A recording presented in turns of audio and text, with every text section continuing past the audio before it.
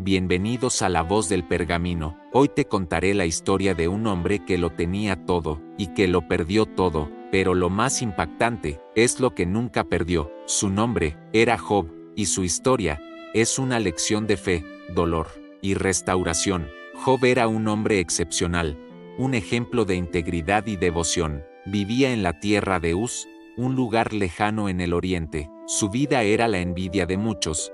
Poseía vastas riquezas, miles de ovejas que cubrían las colinas, camellos que formaban caravanas interminables, y ganado que pastaba en extensos campos verdes. Pero su mayor tesoro eran sus 10 hijos, una familia numerosa y unida que llenaba su hogar de alegría y risas. Job era conocido no solo por su prosperidad, sino por su corazón generoso y su inquebrantable fe en Dios. Era un hombre temeroso de Dios y apartado del mal, cuya reputación se extendía más allá de las fronteras de Uz. Cada mañana, Job se levantaba al alba para ofrecer sacrificios por sus hijos, por si acaso hubieran pecado en sus corazones. Su vida parecía perfecta, bendecida en todos los aspectos. Pero lo que Job no sabía era que, en las alturas celestiales, estaba a punto de desatarse una tormenta que sacudiría los cimientos de su existencia. Un día, en el reino celestial,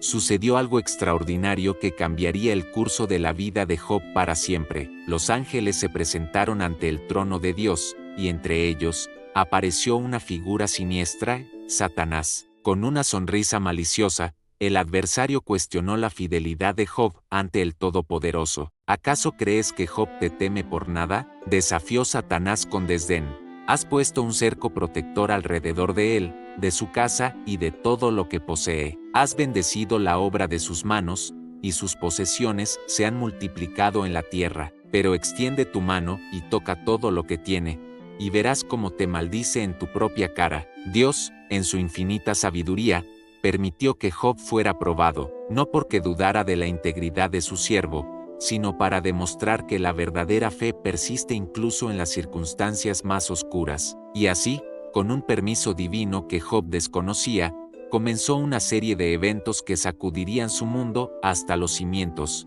Como una tormenta que se desata sin previo aviso, las tragedias comenzaron a llover sobre Job. Un día aparentemente normal se convirtió en una pesadilla cuando los mensajeros llegaron con noticias devastadoras. Cada palabra era como un puñal que se clavaba en el corazón de Job.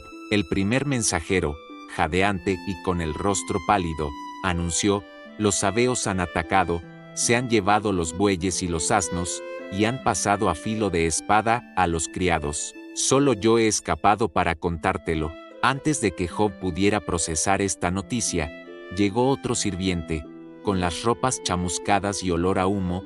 Fuego del cielo ha caído y ha quemado las ovejas y los pastores. Solo yo he sobrevivido para decírtelo. El horror crecía con cada nueva noticia. Los caldeos, en 3 escuadrones, habían arrasado con los camellos y matado a más siervos. Pero el golpe final, el más cruel de todos, estaba por llegar. Con voz entrecortada y lágrimas en los ojos, el último mensajero pronunció las palabras que destrozarían el corazón de cualquier padre.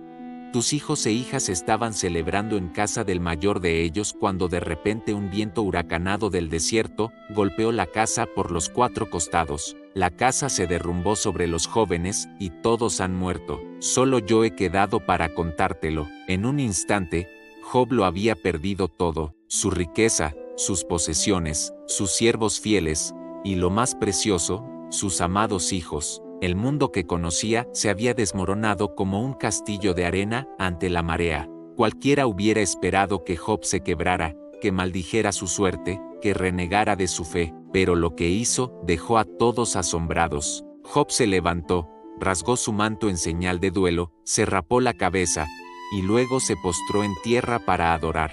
Y de sus labios salieron palabras que resonarían a través de los siglos: desnudo salí del vientre de mi madre, y desnudo volveré allá. El Señor dio, y el Señor quitó. Bendito sea el nombre del Señor. En medio de un dolor inimaginable, Job no culpó a Dios, no maldijo su destino. Su fe, lejos de quebrarse, se reveló más fuerte que nunca. Pero la prueba de Job apenas comenzaba. Satanás, frustrado por la inquebrantable fe de Job, volvió a presentarse ante Dios. Esta vez, pidió permiso para afligir el cuerpo de Job, argumentando que un hombre renunciaría a todo por salvar su propia piel. Dios, confiando en la integridad de su siervo, permitió que Satanás lo afligiera, con la única condición de respetar su vida. Así, Job fue herido con llagas dolorosas desde la planta del pie hasta la coronilla. Su cuerpo, antes fuerte y saludable, se convirtió en un mapa de dolor y sufrimiento. Sentado entre cenizas, Job se rascaba con un trozo de teja, buscando alivio para su tormento físico. En este momento de profunda angustia, incluso la esposa de Job, quebrada por el dolor y la pérdida, le dijo: ¿aún mantienes tu integridad? Maldice a Dios y muérete. Pero Job, en su sabiduría y fe inquebrantable, respondió: hablas como una mujer insensata. ¿Recibiremos de Dios el bien, y no el mal? En todo esto, Job no pecó con sus labios. La noticia de la desgracia de Job se extendió, y 3 de sus amigos vinieron a consolarlo: Elifaz el temanita, Bildad el suita y Sofar el naamatita. Al verlo de lejos, apenas lo reconocieron.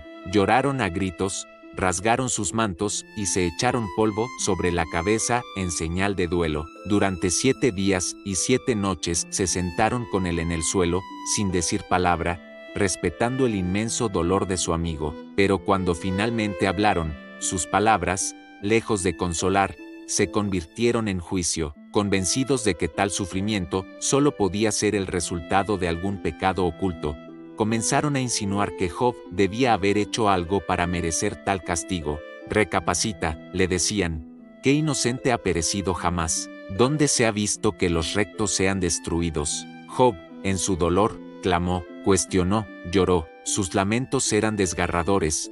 ¿Por qué no moría al nacer?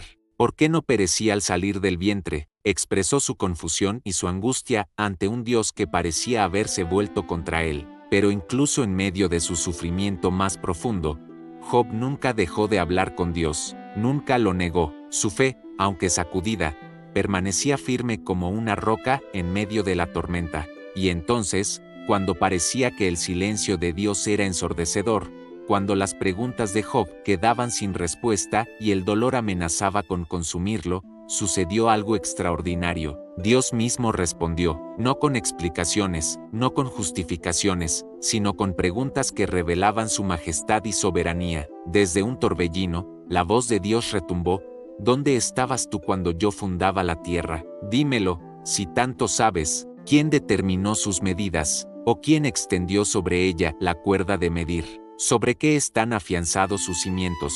¿O quién puso su piedra angular? Pregunta tras pregunta, Dios reveló a Job la inmensidad de su poder y sabiduría. ¿Has penetrado hasta las fuentes del mar? ¿O has caminado por sus profundidades?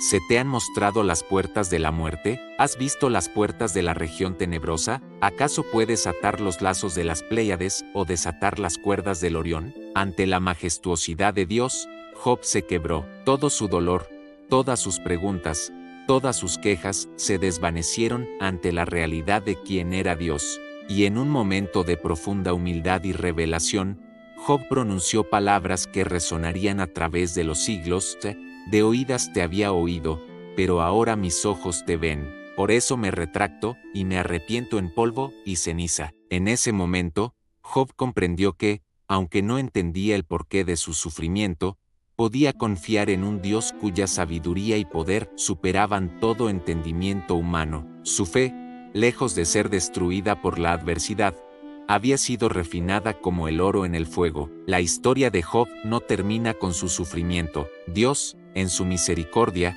restauró a Job.